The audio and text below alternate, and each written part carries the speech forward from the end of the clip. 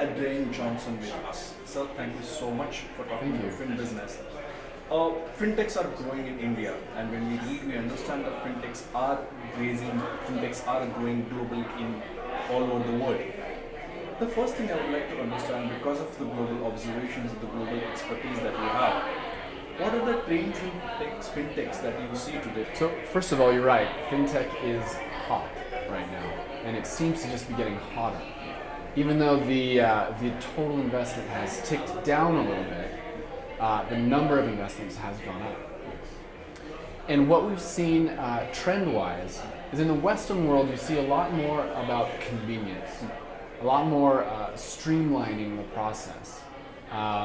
Whereas in the Eastern world, you're seeing a lot more financial inclusion, and also just creating foundations, creating structures.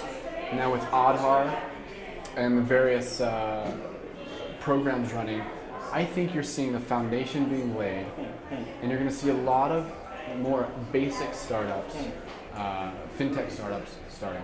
If I take the global perspective in consideration, how's the funding climate globally, specifically for fintechs? So I'm actually not completely up on globally. I do know that it's been a wild ride, and it's been a trend that it doesn't seem to be slowing. But I know that here in India, it's at its peak and it's still growing. Okay. The way the number of fintechs are growing, not only in India but globally, how long do they take to evolve? How long do they take to the level of break-even? Well, it depends on the startup. But I think one thing that is common, and I think everyone will agree, is that fintech startups are unique. Okay. The idea of partnering with financial institutions is now the norm. Where startups used to see banks and financial institutions as their enemies, now it's the norm that they partner up.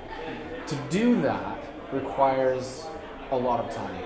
Startups have to learn to speak corporate, corporates have to learn to speak startup, and it can take 18 months to get a pilot off the ground. So I think in terms of time, it does move slowly, but it's the nature of finance. But there's a massive need for fintech startups, so it's not going to slow anytime soon. So what kind of growth do you see in fintechs in the next 6 months, next 1 year, next 2 years, or by 2020?